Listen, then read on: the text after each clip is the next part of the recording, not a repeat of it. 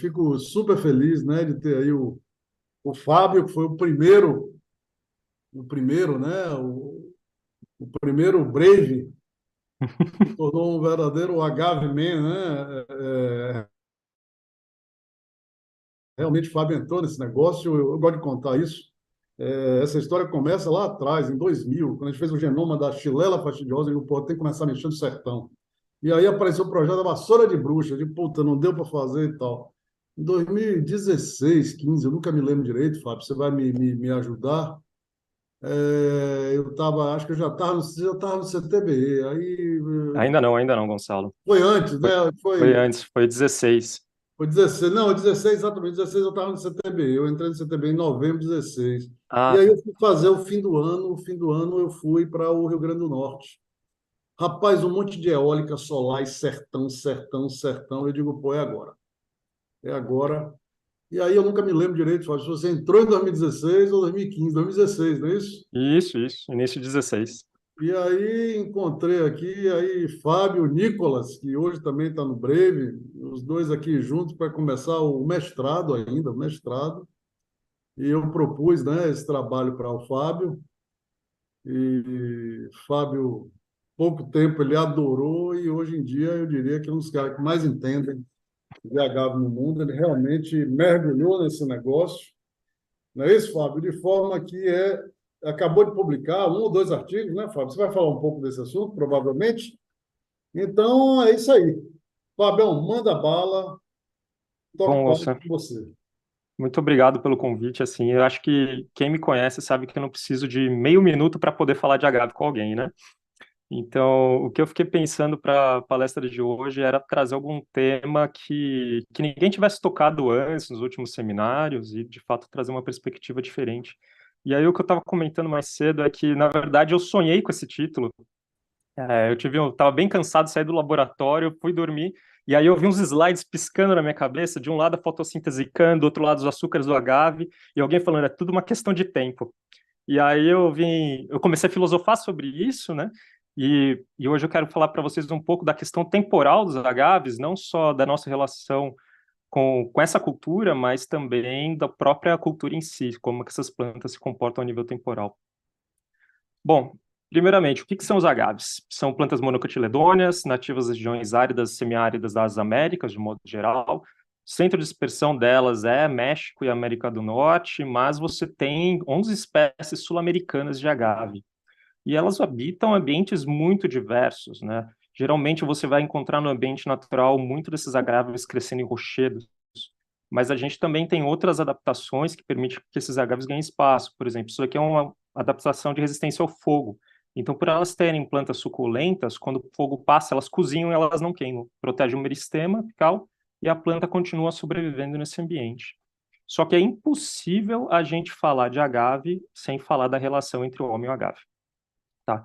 Então, só para vocês terem noção, os humanos eles chegam na Mesoamérica por volta de 10 mil anos atrás.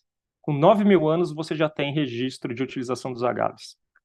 E assim, essa relação entre agave e homem é tão intensa que a maior parte dos pesquisadores que trabalham nesse tema chegam a sugerir que existe uma simbiose entre homem e agave.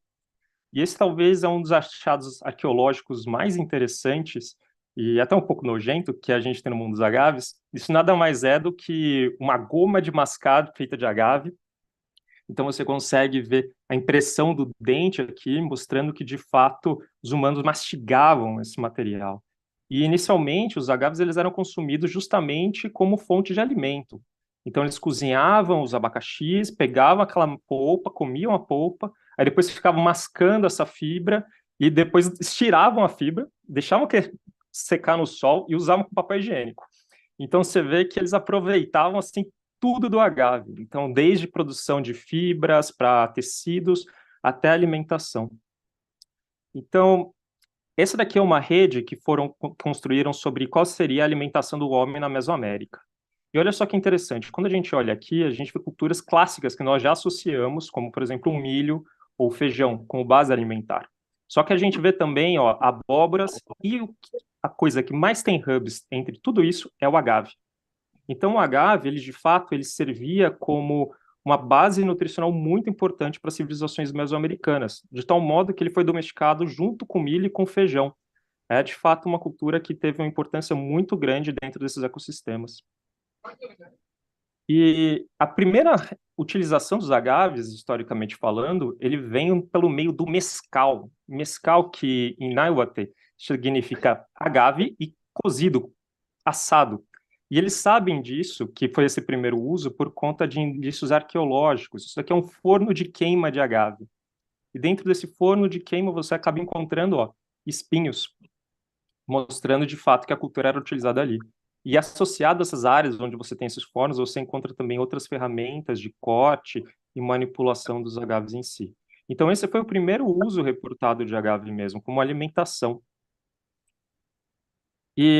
Mas ele também pode ser usado para a produção de fibras. Então, esse é o método tradicional de produção de fibras nessas regiões. Então, eles pegam as folhas dos agaves, queimam numa fogueira, deixam cozinhando por 20 minutos aproximadamente, e aí levam para um tronco onde eles vão batendo com um pedaço de madeira e extraindo toda a polpa, até ficar com a fibra bem lisinha. Quando eles fazem esse processo, eles eliminam, por exemplo, as toxinas que podem causar dermatite. Então, esse era um método mais tradicional de utilização dos agaves.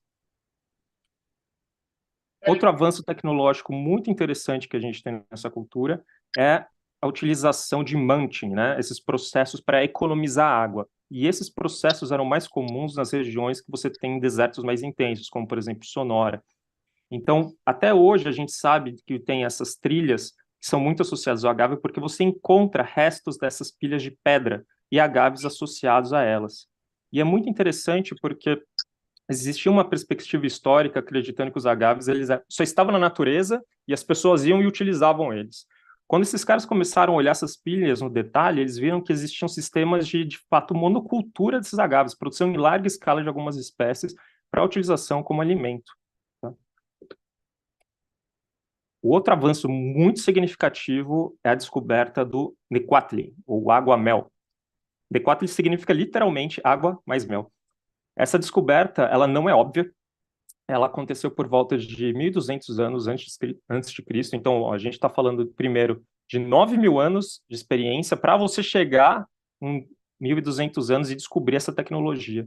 Mas é muito interessante é que quando eles descobrem de fato o guamel, os povos pré-colombianos eles passaram a consumir 135 gramas de frutanos por dia. Isso é 5 vezes o volume que você consome hoje de qualquer prebiótico, tá? E a partir deste momento que você vai ver uma mudança significativa na história dos agaves. Você começa a ter divindades e registros pictográficos mesmo, né, dessa cultura. E aí surge deuses como a Maya-Ruel, a deusa dos agaves, ou a deusa dos mil peitos. E mil peitos por quê? Porque é uma planta que nutre muito bem a sua população, mas também porque, nesse detalhe que você vê aqui no espinho, eles acreditavam que pareciam uns mamilinhos. E daí que vem a ideia dos mil peitos da Maya-Ruel. Só que o próximo avanço significativo, e que você começa a ver em relação a essa cultura, é que o aguamel começa a fermentar muito rápido depois que você extrai ele. Então, essa fermentação do aguamel, que gera o pulque, ela é uma fermentação de diversos micro-organismos, principalmente bactérias e algumas leveduras associadas nisso. É uma fermentação aberta, onde você acaba gerando uma quantidade tremenda de aminoácidos, vitaminas e várias outras substâncias. E é uma combinação basicamente de fermentação acética, alcoólica e lática. E esse pulque, ele na verdade, ele traz um benefício muito grande à atividade probiótica e pré-biótica. E isso daqui é um quadro dos aminoácidos do PUC de um livro escrito por um brasileiro. Então você vê que essa fixação por agave entre os brasileiros já não é nova. Até hoje a grande referência que a gente tem, né? O Manguei e o PUC nos códigos mexicanos. E olha só a tabela que ele traz. Nessa tabela tem todos os aminoácidos essenciais que você precisa. Então, até hoje, você tem populações no México, principalmente populações mais carentes, que vivem só tomando o PUC, porque ele de fato consegue suprir todas as suas demandas nutricionais. Imagina o impacto se a gente desenvolve uma tecnologia como essa aqui para a nossa realidade do semiárido. Avançando mais um pouco, esse daqui é o processo de fabricação do pulque. E você vê que de fato não é nada óbvio. Você tem uma planta, você tem que fazer uma inserção nela, remover as suas folhas, cavar um buraco aqui dentro, deixar esse buraco tampado, retirar toda a água-mel que é produzida na primeira semana, porque ele tem muitas saponinas que causam dermatite. Depois dessa primeira semana, você vai conseguir, de fato, extrair esse água-mel e você pode processar de diferentes modos. Se você colocar esse líquido, por exemplo, no tacho, você acaba fazendo um xarope de água-mel. Ou você pode simplesmente deixar ele para fermentar e produzir o pulque. E essa Fábio, tecnologia... Fábio, Pode falar. essa aí, que agave é esse?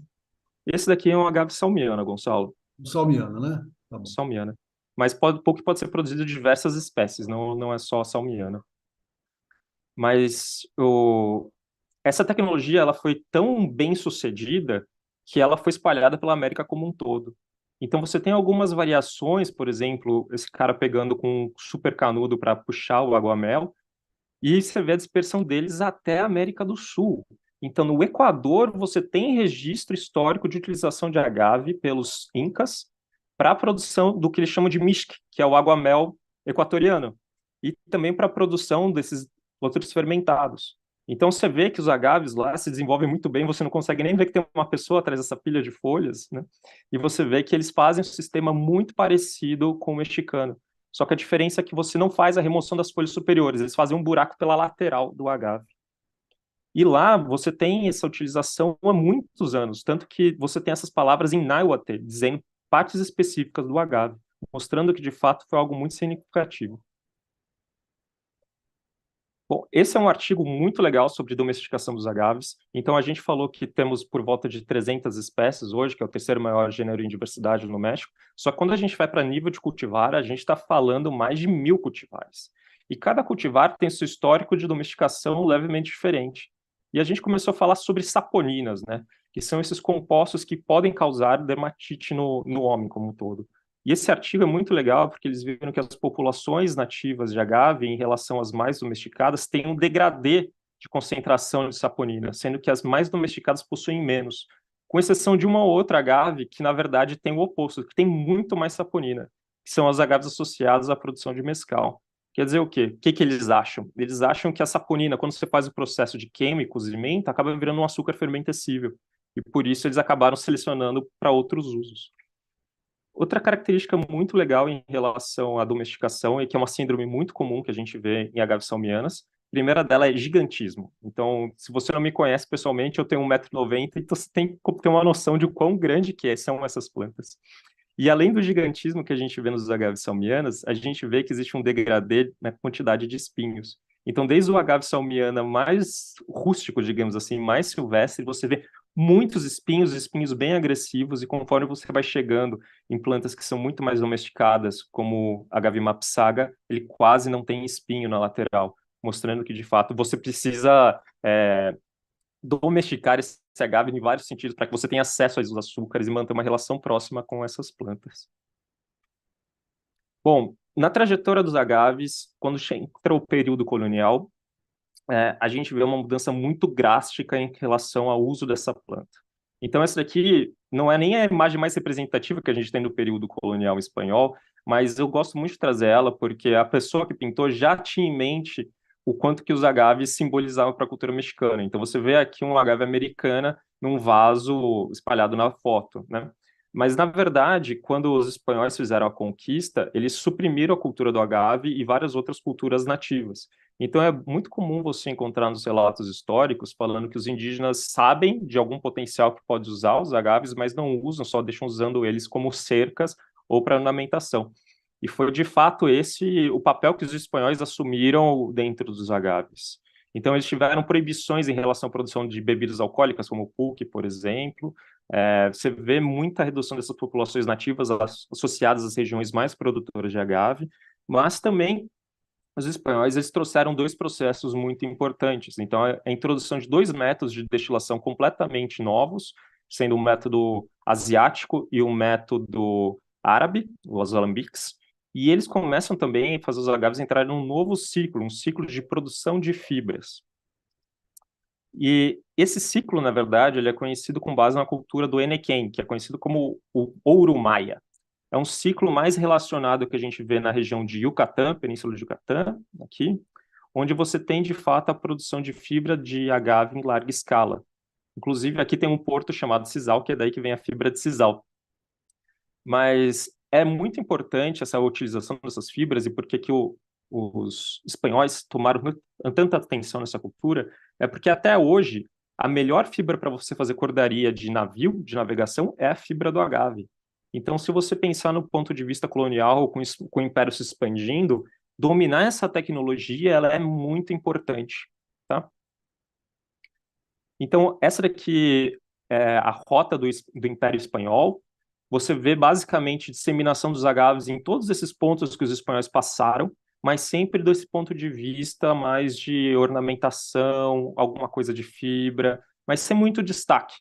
E é importante falar também que o agave americano ele foi trazido na Espanha logo depois do descobrimento, e ele acabou se tornando uma espécie invasora na Itália e vários outros lugares no Mediterrâneo. Só que por que que o agave ele não teve um destaque tão grande até então? Né? Principalmente porque a remoção da fibra continuava sendo feita desse modo extremamente manual. A partir de 1860 é que você tem, de fato, uma grande revolução em cima dos agaves. Então é quando você acaba sendo confeccionada a primeira desfibradora automatizada, que é a desfibradora Pietro. Tá? E a partir desse momento, o mundo começa a tomar atenção em cima dos agaves. O segundo ponto que foi muito importante é que o Dr. Henry Perrine, que era um cônsul americano localizado em Campeche, lá em Yucatán, ele acaba conversando com alguns produtores e percebe que existia uma planta entre eles que não tinha nenhum espinho na lateral. Então lembra que eu falei sobre domesticação, que os espinhos eles são um fator muito importante? Quando o Perrine vê uma planta que tem alto potencial produtivo de fibras e sem espinhos, isso logo chamou a atenção dele. Ele exporta por volta de 200 bulbilhos até a Flórida, e desses bulbilhos ele faz vários testes de campo e conclui que isso, na verdade, não é uma planta igual ao Enequém, é uma outra espécie que é o Agave cisalana, batizado justamente por conta do porto de Cisal, de onde ele retirou as plantas. Então esse foi um avanço muito significativo para a agavicultura no mundo como um todo. E é de fato a partir deste momento que você tem a disseminação dos agaves em massa pelo mundo como um todo. Essa é uma foto muito legal de um livro que a gente tem do Banco Nacional do Nordeste, que é uma das grandes referências que a gente tem na literatura, e ele traça, assim, todos os caminhos que você tem de rotas conhecidas dos agaves. Então você vê que os agaves, eles saem daqui, principalmente o cisalã, saem de Yucatán, vão para a Flórida, e da Flórida você tem essas dispersões, chegando na África Oriental Inglesa, na Ásia, e chegando mais posteriormente no Brasil em si, tá? Onde eu coloquei esses joinhas são onde até hoje são os maiores produtores de sisal no mundo. E bom, o sisal ele chega no Brasil em 1903. Você vê que tem um déficit muito grande em relação aos demais países. E nesse primeiro momento você vê que a cultura ela se instala no Sudeste.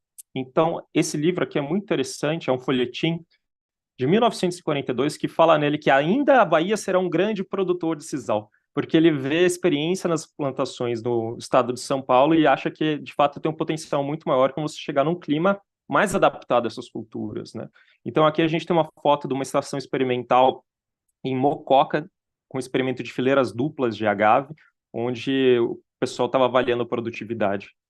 E é por isso, por conta desse contexto, que o agave ele tem um protagonismo muito grande do IAC na sua história, o Instituto Agronômico de Campinas.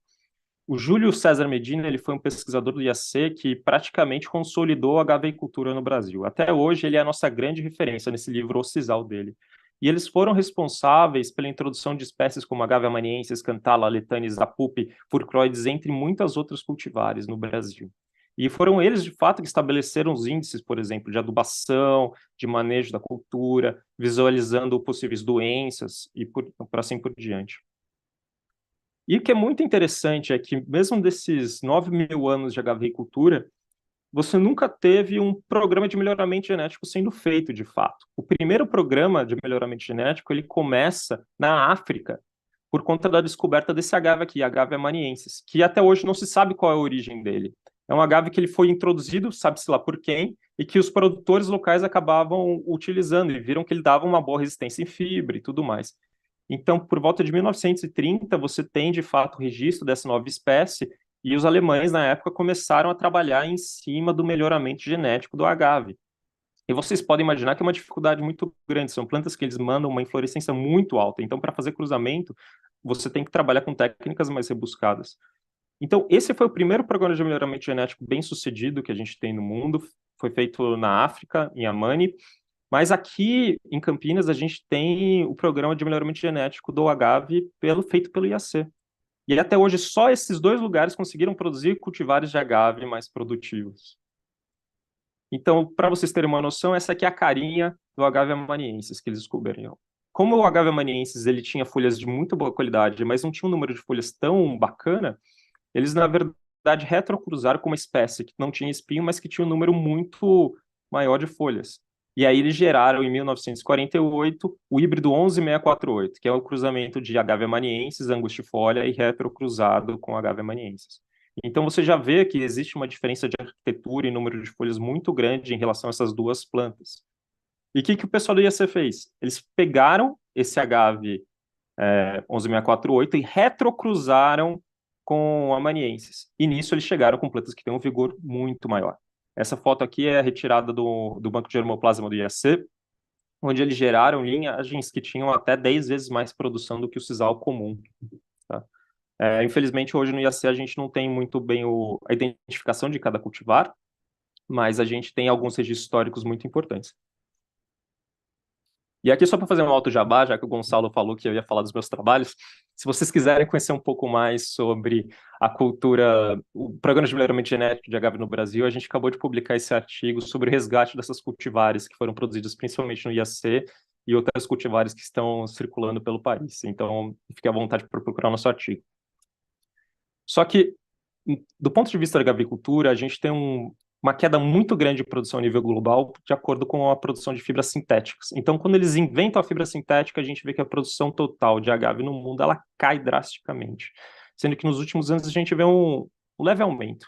Mas a realidade que a gente vê no dia a dia é que essas regiões, por exemplo, essa daqui da foto, que é Monteiro, na Paraíba, que já foi uma das principais regiões produtoras de sisal do país, depois que acabou o ciclo do agave, nada mais se implantou. Então, você acaba vendo muitas dessas terras abandonadas, impróprias para a agricultura convencional.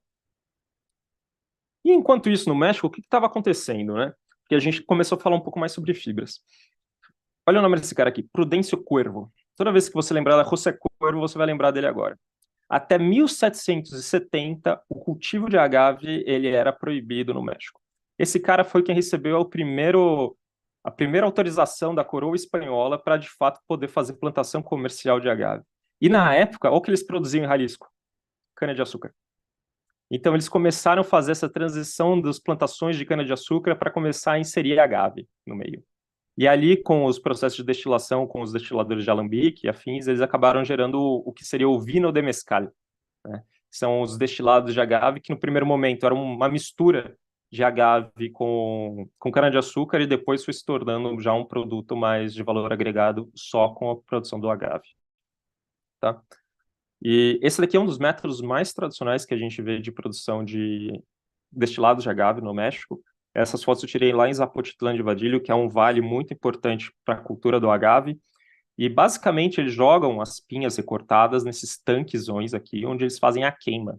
E essa queima é importante para você fazer a conversão dos açúcares e depois fazer esses açúcares virarem fermentescíveis. Então, depois que você tem essa queima, eles extraem o caldo desses agaves e colocam nesses fossos aqui, nesses poços. São poços que basicamente são dornas de fermentação esculpidas em pedras. Então, aqui cabe mais ou menos 2.000 litros.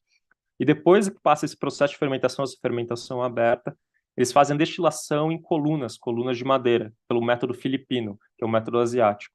E esse aqui é o sistema mais predominante, ou pelo menos era nessa época, em Jalisco, de produção. E as coisas continuaram meio que assim até a hora que a gente tem a denominação de origem sendo estabelecida para as bebidas destiladas de agave.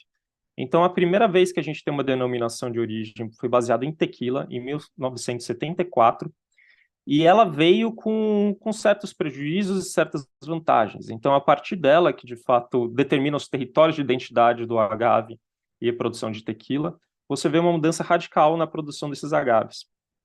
Então, a gente vê, por exemplo, é que infelizmente a gente não tem dados sobre como que era a produção antes de 95, mas pelos relatos a gente vê que existe uma propagação muito intensa dos clones de agave em relação à produção de tequila.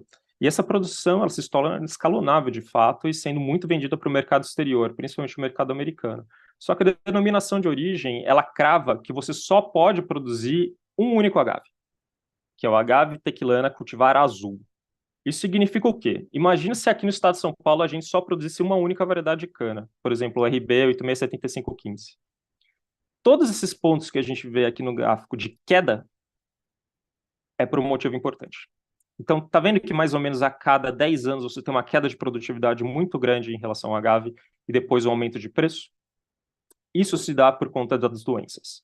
Então, a gente teve uma pandemia, digamos assim, da tequila, conhecida como Tristeza y Muerte de Agaves, que dizimou um terço das populações de agave tequilana no México. Tá? Ela não é só uma doença, ela é um conjunto de doenças causadas por diferentes patógenos, então Fusarium, Ervínia, Pseudomonas, Enterobacter, e que é de fato avassalador no sistema produtivo do agave. Tá? Então, isso mostra que essa cultura, na verdade, de proibição das outras cultivares que antes eram utilizadas em outros contextos, causou um efeito de deriva genética muito forte. E até hoje você tem uma resistência dos produtores, por exemplo, de usar uma cultivar que possa ser levemente diferente, porque não é exatamente o mesmo clone, o agave tequilana cultivar azul. Mesmo assim, em Jalisco, você vê que existe alguns produtores que preferem fugir da denominação de origem, produzir um destilado de agave sem o seu carimbo de sendo produzido em tequila e utilizam outras cultivares. Então, isso aqui é o agave angustifolia limenho, por exemplo, que você vê que em alguns lugares ele chega a ser até mais povoado do que o agave tequilana cultivar azul. Isso porque, do ponto de vista, digamos assim, botânico e produtivo, não faz sentido a gente trabalhar com uma única cultivar de agave. Esse daqui, essa foto de toda essa diversidade que vocês estão vendo, todas essas plantas pertencem a uma coisa chamada o complexo angustifolia rhodacantha. É um complexo de espécies que todas cruzam entre si e que cada cruzamento gera uma nova variedade que pode ter o potencial. Então é daqui que vem, por exemplo, o híbrido 11648, cruzamento de duas espécies do complexo angustifolia.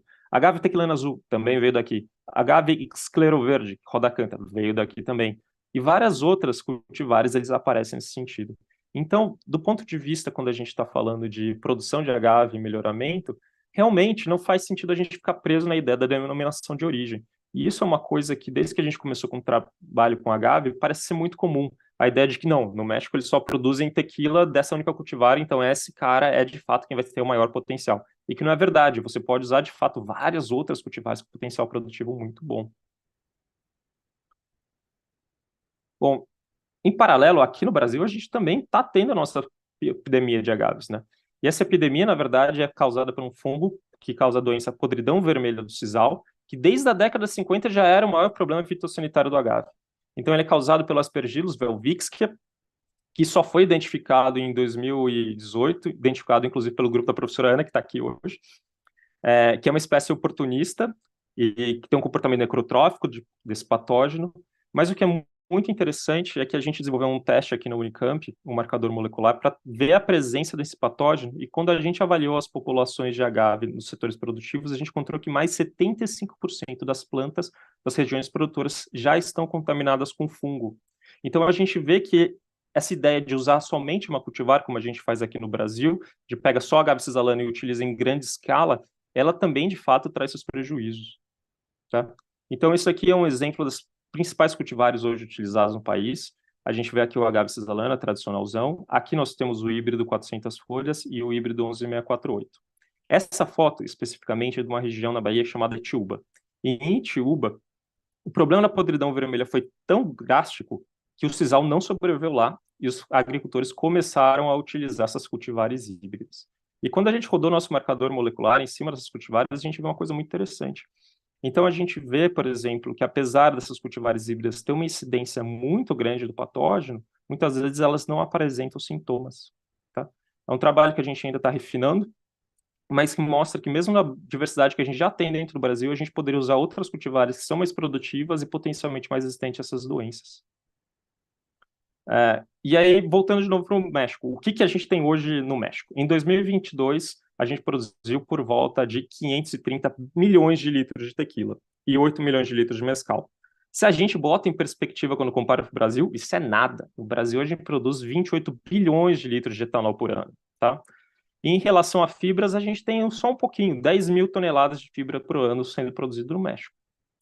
Se a gente comparar com o Brasil, não tem muita competição. O Brasil é o maior produtor de fibra de agave do mundo até hoje.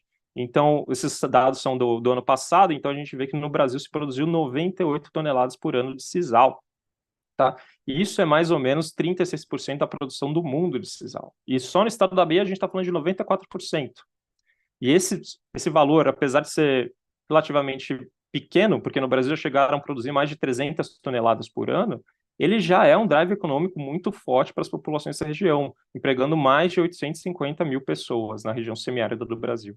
Só que pensando nesse sistema produtivo como um todo, o Brasil é só o 12º em termos de produtividade. E por que que isso? Então, hoje, esse é o sistema produtivo do sisal no Brasil. A gente trabalha com um sistema de agroextrativismo, onde a gente tem plantações muito antigas que vieram daquele ciclo primeiro de produção de fibra no país. Essa fibra ela é coletada manualmente e ela é processada no campo diretamente. Então, até o Gonçalo costuma falar que é como se a gente tivesse uma carrocinha de caldo de cana indo em cada canavial, extraindo o caldo de cana e depois para mandar para a indústria. É isso que se faz do sisal no Brasil hoje. Você tem essa remoção de fibra de modo semi-automático, onde a planta que ela é mais produtiva, ela tem um maior teor de fibra, não consegue passar na máquina com facilidade, porque o produtor, quem está mexendo na máquina de fato não tem força para ir puxar essa folha. As folhas, as fibras, elas ficam abandonadas no campo, depois elas vão para ser secas em varais, e aí só depois de seca que ela vai para uma indústria de beneficiamento. E todo o bagaço gerado nesse processo, ele fica simplesmente descartado no campo. E isso representa mais de 96% da biomassa produzida. Tá? Então, quando a gente começou a trabalhar com agave, esse foi o nosso ponto de atenção, isso que fez a gente notar essa cultura pela primeira vez, né? E agora a gente está falando que o agave, na verdade, ele tem um potencial muito maior do que isso. Principalmente porque, com consumo médio de 80% menos de água, em 5 anos, um agave tequilana, por exemplo, consegue produzir 880 toneladas de biomassa por hectare. A gente está falando de uma captura de carbono de por volta de 380 toneladas por hectare. Só que a gente ainda pode pensar de outros sistemas, como, por exemplo, captura de água a partir desses agaves. Então, são plantas suculentas. A gente pode extrair essa água, fazer processos em cima dela e depois utilizar para fertirrigação, por exemplo. E, fora isso, a gente vê que os agaves eles têm muitas adaptações interessantes do ponto de vista de produção de biorrenováveis e biocombustíveis. A primeira delas é que os carboidratos de estoque dos agaves são os frutanos, que são carboidratos que permitem que você armazene eles no campo. E eu vou mostrar um pouco mais para vocês sobre isso depois. Segundo ponto que é muito interessante, na composição de biomassa que a gente viu, essas plantas têm só 7% de lignina. Quando a gente compara isso com o miscanthus, por exemplo, que já é uma cultura onde você sabe que é considerado com baixo teor de lignina, quase não tem comparação. E eucalipto, então, 32%. A gente viu também que a biomassa do agave ela consegue ser mais fácil de você trabalhar para produzir etanol de segunda geração, por exemplo. Isso aqui foi uma coisa muito interessante que a gente recebeu de comunicação da Biogás, é que o biogás produzido do agave ele tem baixos compostos sulfurosos, que você tem que retirar da produção de biogás. Então, quando você já entra com uma biomassa que produz pouco enxofre, você já está num bom caminho. E fora isso, a parte líquida, a gente está falando de saponinas, ácido málico, ácido cítrico, manitol, sorbitol, rafinose, muitas outras moléculas que são de interesse da indústria química. Tá? E eu coloco essas fotos com pessoas do lado dos agaves porque elas sempre me lembram de uma coisa. Essas plantas elas têm uma alta taxa de parte aérea para a raiz. Mais de 90% da planta é parte aérea, ou seja, você consegue fazer colheita de 90% desse material. E hoje em dia a gente está vendo o desenvolvimento de vários produtos baseados em agave, principalmente em duas linhas. A primeira delas é em relação a inseticidas. Então, isso aqui é uma reportagem muito legal, onde eles usaram suco de sisal para fazer um inseticida contra o mosquito da Aedes aegypti. Mas você vê que a maior parte das patentes que estão saindo hoje em dia são esses produtos com extrato de agave para uso cosmético. Fora isso, acho que vocês já devem ter notado no supermercado hoje os xaropes de agave. Eles são uma grande fonte de prebióticos, principalmente as agavinas, que podem ser utilizados desde para tratamento de câncer de intestino, como para controle de peso. Então, você vê que ele tem um produto com valor agregado muito bom. Hoje no mercado ele está saindo a R$ 44, mas eu já cheguei a ver até quase 60. É um mercado potencial muito grande para a utilização dos agaves, o xarope do agave. E o que a gente tem de experiência de bioetanol no mundo, né? Então, os agaves eles foram introduzidos nessa segunda leva pela bioenergia, principalmente na Austrália, E esses são dados de produtividade que a gente tem do experimento que rolou lá na Austrália. Então, eles veem que o agave, por exemplo, usando bem menos água. Então, olha só essa comparação. A agave, ele usa de 300 a 800 milímetros de água por ano, é a necessidade dele. Cana-de-açúcar é de 1.200 até 1.800. E nisso tudo, de 4 a 5 anos, ele conseguiu produzir lá entre 4 e 6 mil litros por hectare por ano. Tá? Isso é comparável ao que a gente tem a cana-de-açúcar em outros locais. O que a gente poderia esperar para o Brasil de fato? A maior parte das pessoas não sabe, mas a gente tem no Brasil um semiárido muito grande. São 83 milhões de hectares. E isso é equivalente a uma Itália mais uma Espanha, 2 vezes a Alemanha mais uma Grécia, ou até 9 vezes o tamanho de Portugal. E a realidade que a gente vê nessas áreas é essa: terra seca e abandonada e imprópria para a agricultura convencional.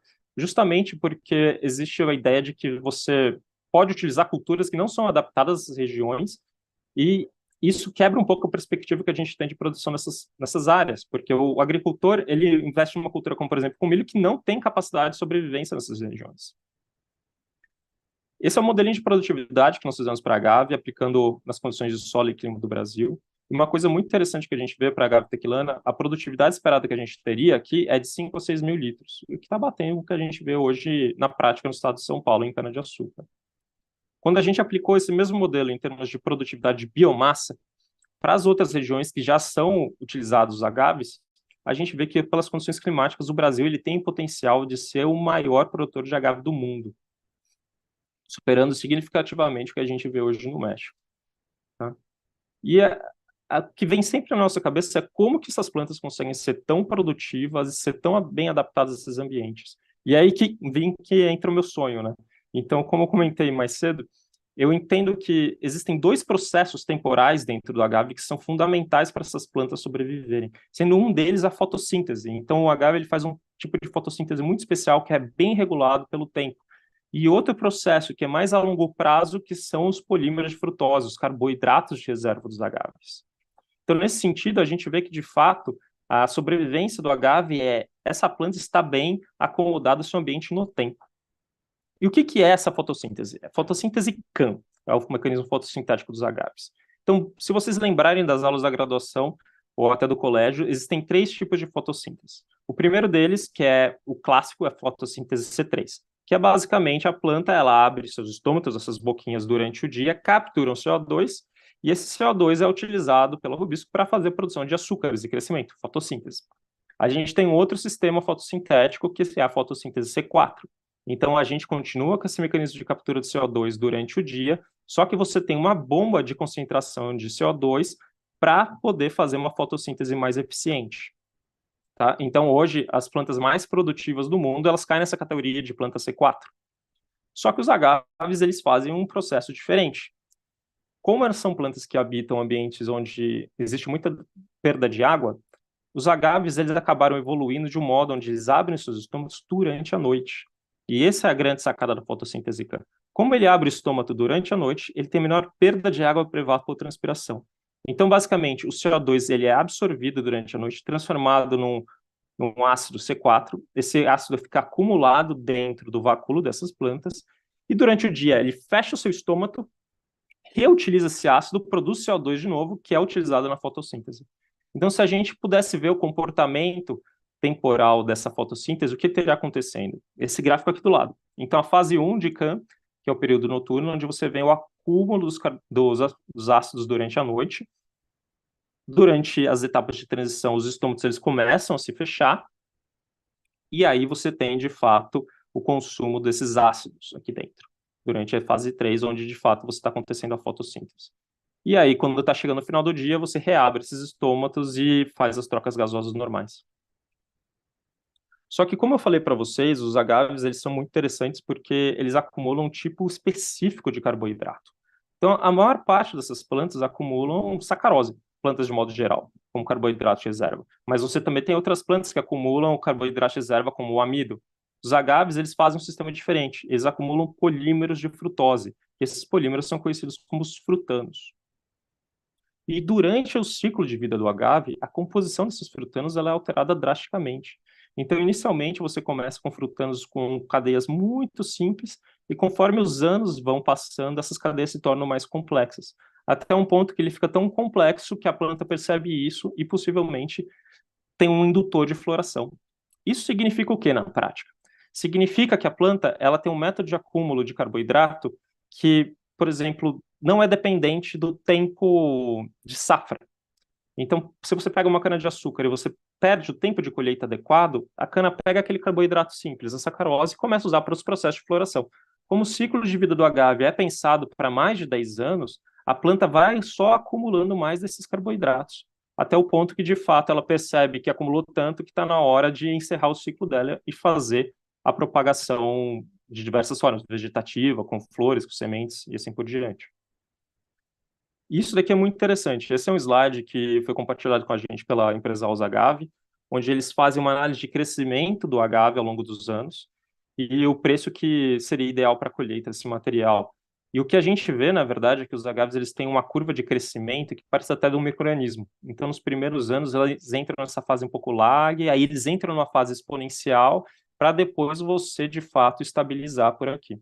Então, por conta desse crescimento exponencial, é que a gente acaba tendo produtividades equiparáveis à cana-de-açúcar. Então, imagina que no quinto ano, quando você faz a colheita desse material, você teria o equivalente a 5 anos de cana, tá? Então, esse tempo que essa planta está se adaptando no ambiente, ele é fundamental, de fato, para que a sobrevivência delas aconteça. E aí, hoje em dia, o que a gente sabe sobre o crescimento de agave de modo geral, né? Essas fotos aqui, eu acho que elas representam muito bem os ciclos que a gente tem dentro do sertão, ciclos temporais. Então, por exemplo, aqui é o sertão numa época de seca, e aqui é quando as chuvas retornam. Então você vê que quando a chuva retorna, as plantas se brotam, tudo fica lindo, tudo fica verde. E a gente não está muito interessado nas plantas que brotam, a gente está interessado menos nas plantas que conseguem prosperar apesar da falta de água. E o agave faz isso regulando ela durante o ano inteiro. Então, você tem um ciclo vegetativo que só acontece durante o período de chuva, onde você tem essas formações das raízes de chuva, que são um mecanismo muito interessante, onde depois que acontece a chuva, em menos de 4 horas, você já tem emissão de novas raízes. Então, o agave emite um monte de raiz, captura a água que está disponível no ambiente e armazena essa água. E você tem um período muito bem determinado de colonização de fungos micorrízicos, tá, dentro desses sistemas. E aí vem a grande questão, né? Se a gente suprir os agaves com mais água, a gente consegue acelerar esse ciclo ou não? Esse aqui é um trabalho do Nobel, que é um grande fisiologista que trabalhou muito com agave, e olha que interessante o que ele fez. Ele avaliou a agave furproides, que é a espécie produtora de fibra, com e sem irrigação. Então, o que eles veem é o seguinte: se você mantém água disponível para essas plantas e não tem nenhum impeditivo de temperatura, a planta continua se desenvolvendo. Isso traz a ideia, na verdade, de que o agave ele não é regulado, como a gente pode dizer, do ponto de vista de dia e noite, mas sim do ponto de vista de ciclos de água. Então, a gente pode começar a pensar que os agaves, de fato, produtividade em agave significa disponibilidade de água. Essa é uma imagem que a gente tirou da nossa última coleta pela Bahia. Nesse campo aqui, a gente tem plantas que receberam irrigação só no início da fase vegetativa delas, quando eram mudas muito pequenas, receberam por volta de 2 anos, se eu não me engano, ou 18 meses. E só um pouco de água já fez uma diferença absurda em relação à parcela que não teve irrigação. Então você vê que, de fato, se a gente disponibiliza água dentro desses outros processos, a gente pode ter um acúmulo de biomassa muito significativo aqui e, de fato, acelerar o processo do agave. E eu acho que na verdade, são esses os pontos que têm direcionado para o avanço do agave, né?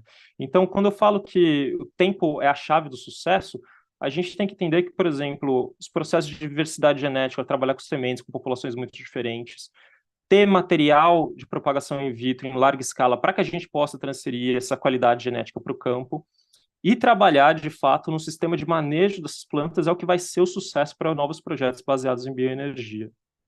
E aí que nasce o Brave. Então, eu não tenho o que falar do Brave, o Brave já está sendo muito comentado por aqui, mas ele vem, de fato, para a gente tentar responder esses problemas da cultura.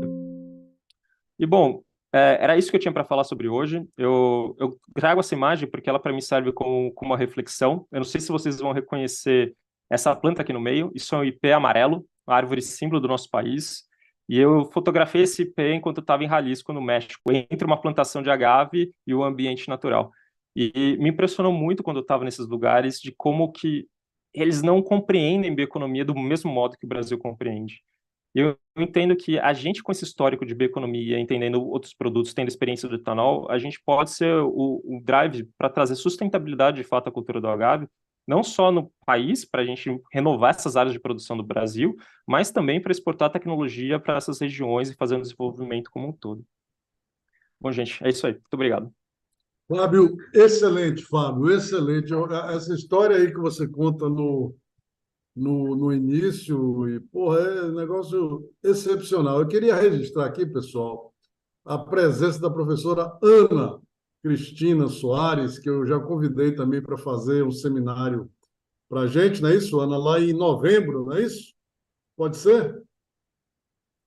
Lembrando que a professora Ana, ela já fez uma série de experimentos que nós temos planejado aqui no Brave, né, com as diversas plantas, e a experiência dela para nós tem sido absolutamente fundamental.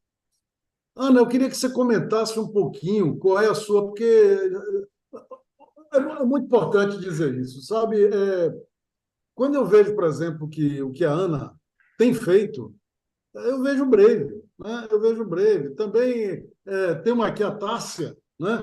A Tássia, que eu conheci em um seminário e ela veio também, né, em áreas de sertão, de plantio de agave, trabalhou também com o agave e fez também uma espécie de Brave, né? O programa dela, o projeto que ela estava envolvida. E a gente tem visto, Ana, e o pessoal sempre fala isso, pô, por que que ninguém pensou nisso antes? Meu Deus do céu, muitas grandes figuras, grandes pesquisadores, grandes cientistas, não só pensaram como pensam e estão trabalhando nesse tema, né? Eu acho que uma coisa realmente que o Brave nos traz é essa oportunidade de organizar, né? De agregar, de estruturar, de mandar para frente, como você fez, por exemplo, no Nexus, que na realidade a gente deve, né?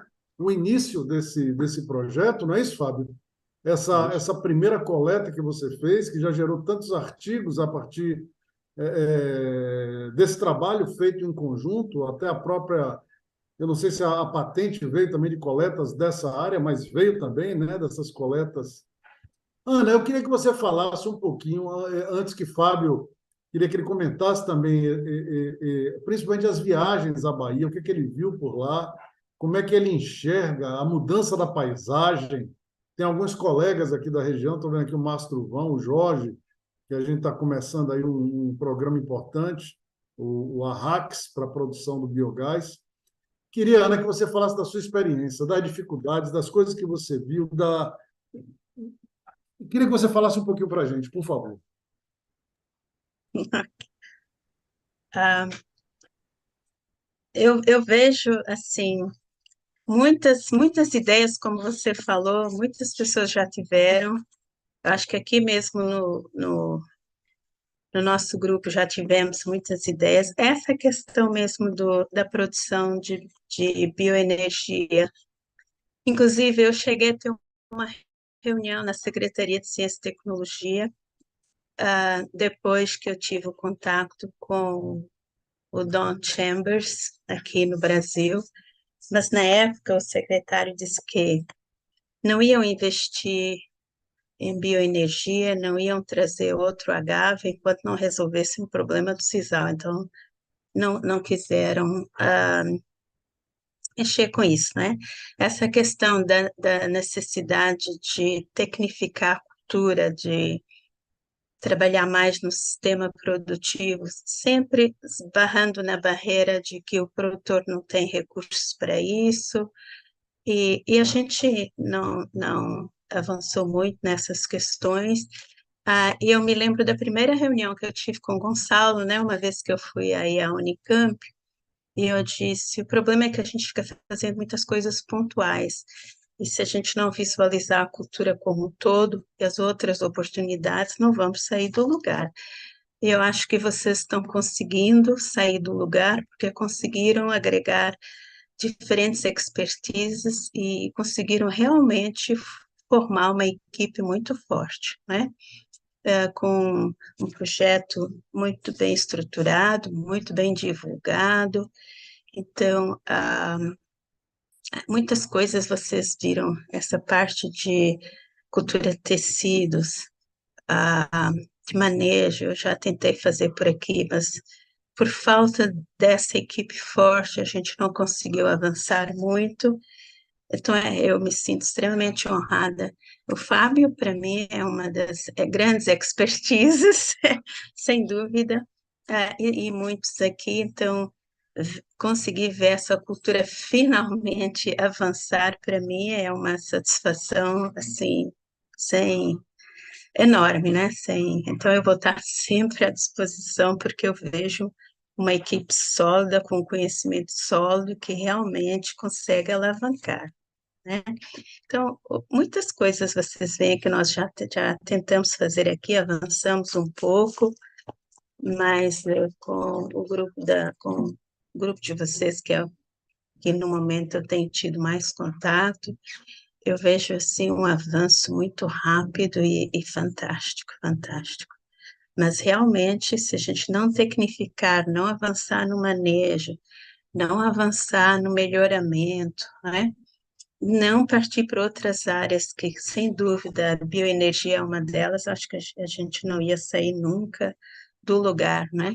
Isso é uma realidade que está posta aí, e que bom que vocês estão conseguindo não é publicitar isso e avançar assim de uma forma tão rápida, né? Professora, muito obrigado pelas palavras. Eu acho que o trabalho que vocês fizeram por anos serve como base para a gente seguir aqui dentro do Brave e seguir as nossas perspectivas, né?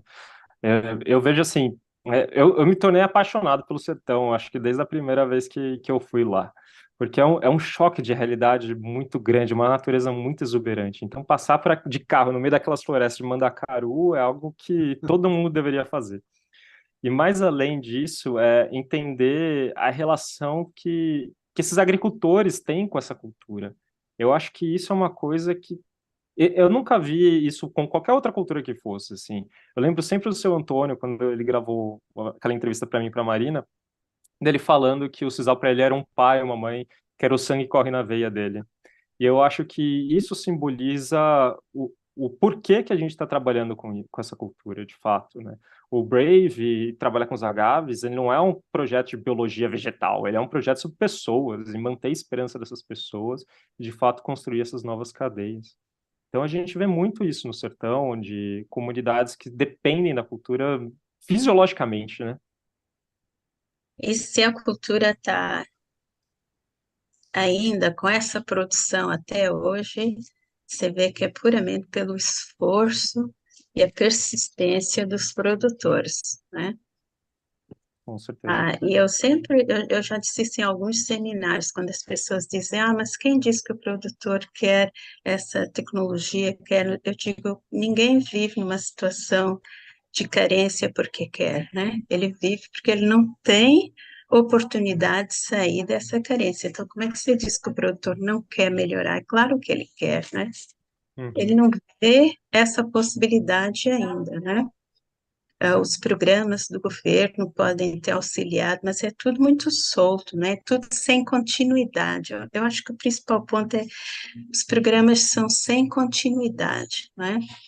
Então, dessa forma, o produtor realmente não sai do lugar e a tendência é cada vez mais o sisal a cair, né? Se não tiver esse investimento no campo e na ciência, no laboratório, tudo tem que estar junto, né?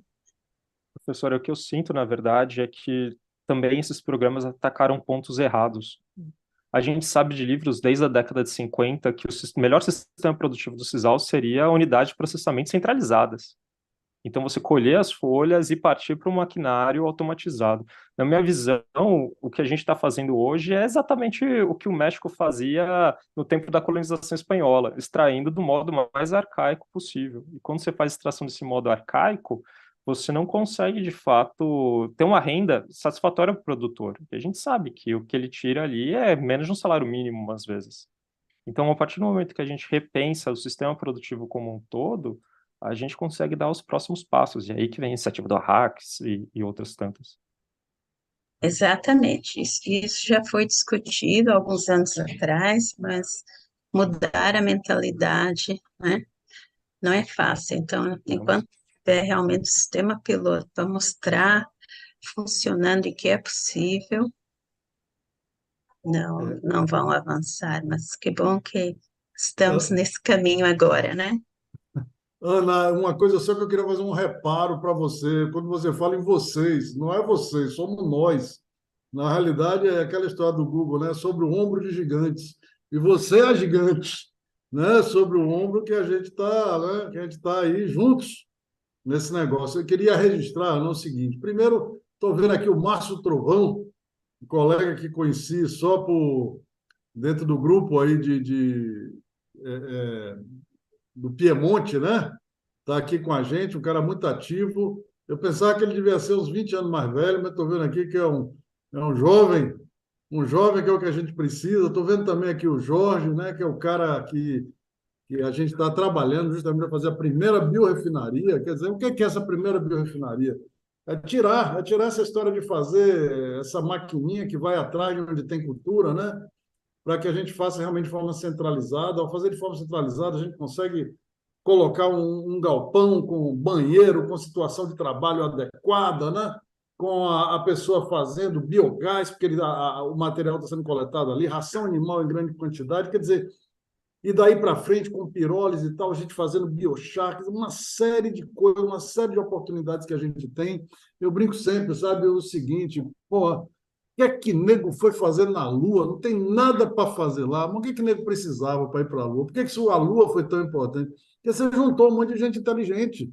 Você juntou um monte de gente inteligente em uma causa. Então, Jorge, que está aqui, eu não sei se ele está nos ouvindo, o Jorge Henrique, o que a gente está precisando realmente é desse ponto, né? Desse ponto de união, desse ponto de conexão, que aí as pessoas vão encontrar novos produtos, novas coisas. Por exemplo, que o Fábio falou aí, comentou diversas vezes, o problema da alergia que dá, né, no agave, que a gente tem uma quantidade enorme de saponina. A Tássia estava mostrando ali, quando ela está só girando o agave, a quantidade de espuma que sai de saponina. Meu Deus, isso é produto.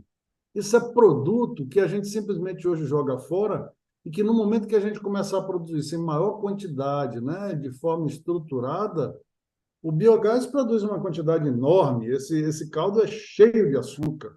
A gente ainda tem dúvida se a gente consegue ou não fermentar de forma econômica para gerar etanol com esse caldo dessa planta que está aí hoje. Mas seguramente biogás está dado, é só uma questão de estruturar, de sistematizar. Assim como também, né, como eu falei antes, briquete, para você, ao invés de arrebentar o semiárido, né, a nossa caatinga, para explorar madeira, você utilizar justamente esse material que vem do próprio agave. Então, eu acho aí, como o Fábio falou, o primeiro passo é a gente centralizar. Centralizar a produção, centralizar as ideias. Agora, uma coisa que a gente sempre tem que ter muito cuidado, a gente não quer. O projeto daria super errado, né, se ele der certo demais. Ou seja, se a gente, ao invés de ter um sistema hoje, né, que apesar de todas as dificuldades emprega tanta gente, tornar uma plantation, né, cheio com só um grande produtor, com tudo mecanizado, isso também seria o fim da picada. E não vai acontecer pelas próprias características da biorefinaria, como a gente vê, por exemplo, na cana. A cana é completamente diferente da soja. A soja não tem ninguém trabalhando, é só pegar, colher, plantar. A cana não, a cana tem biorefinaria. Quando você tem a biorefinaria, a coisa muda, né? Você precisa de conhecimento, você precisa de... E a gente aqui nesse programa tem um Senai Cimatec, eu estou vendo aqui o Jorge, que estava aí até agora, a Altané, o pessoal do Cimatec. Então, Ana, Fábio, a gente está vivendo um momento auspicioso. Eu acho que o sertão, eu concordo, Fábio, com você, o sertão é lindo. O sertão vai ser um grande polo turístico. Tenho falado com a Poli aí também, né, que trabalhava produzindo cacto. A gente tem que fazer, Ana, do mesmo jeito que tem os jardins japoneses, sabe? Os jardins do sertão. Essas tremendos chapadões que nós temos, né? Essas pedras maravilhosas. Nós vamos fazer um monte de jardim de cacto para as pessoas irem visitar. Né? Ar-condicionado precisa também, é verdade, mas Meu aqui jardim, também Gonçalo? precisa. Aqui também precisa. Fábio, manda bala, Fábio, suas palavras finais aí. Não, Maravilhoso esse seminário. Eu acho que assim, a gente tem muito que aprender com essa cultura, tem muita coisa que já foi desenvolvida. Nos últimos tempos eu tenho pensado muito sobre a questão de produção do poke e segurança alimentar que a gente pode desenvolver aqui no Brasil. E eu acho que a partir do momento que a gente entender que a diversidade dos agaves é, na verdade, o grande fator de força dessas plantas, e trazer essa diversidade para o campo, é que a gente vai decolar a cultura como um todo. Então, eu adoro esse projeto, acho que já ficou bem evidente por muito tempo, né? E eu acho que, de fato, ele não só transformou minha vida, como vai transformar a vida de muita gente ainda. Isso aí. Eu sempre Fábio, digo que fantástico. Ana, manda bala, desculpe. esse, você não tira o emprego do trabalhador de campo, você dá um emprego digno. A diferença está aí, não é? Mas as pessoas veem como se fosse tirar o emprego a partir do momento que a máquina deixa de ser, ah, passa a ser estacionária. Na verdade, você dá um emprego digno, né? Dá uma renda digna para o produtor. É uma outra visão, né? E o produtor não tem isso porque não tem essa oportunidade, não é porque não quer, né? Uhum. Ana, exatamente. Outra coisa muito importante, viu? Você vê o sisal, hoje em dia, o uso dele é muito limitado, continua sendo corda artesanal. Qual é a grande empresa, pelo amor de Deus, que vai comprar sisal em um sistema produtivo como esse? Ninguém vai comprar. Na hora que você disser, não, agora produzindo em biorefinarias, tudo organizado, com pessoas com emprego, tudo certinho e tal, blá, blá, blá, aí a demanda começa. A indústria automobilística começa a pensar nisso, projetos de longa duração. Aí a gente tem a prosperidade, né? Como a gente tem no caso da cana. Eu acho que eu lhe falei, quando a Ford estava aqui na Bahia, uma vez um executivo da Ford veio conhecer os nossos trabalhos aqui no FRB e ele disse isso. Isso há uns, não me lembro há quantos anos atrás, mas há alguns anos atrás, que ele via o sisal hoje como ele via a cana há 30 anos atrás. Exatamente. E que eles só não colocavam a fibra no sistema de produção porque eles não tinham a garantia da matéria-prima e também por questões sociais, né?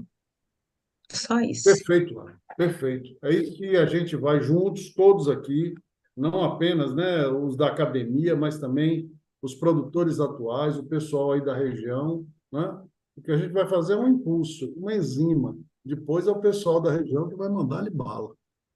Pessoal, excelente. Fabião, maravilhoso, muito feliz mesmo de ver aí sua imersão, né, nesse tema e é o cara, é a referência total hoje do agave. O amor que você tem por essas plantas vai ser extremamente importante, porque é a essência, né? Vamos fazer aí, Ana, muito em breve já o primeiro experimento na Bahia. Estamos organizando, vendo se amanhã tem uma reunião já com o pessoal para uma primeira área.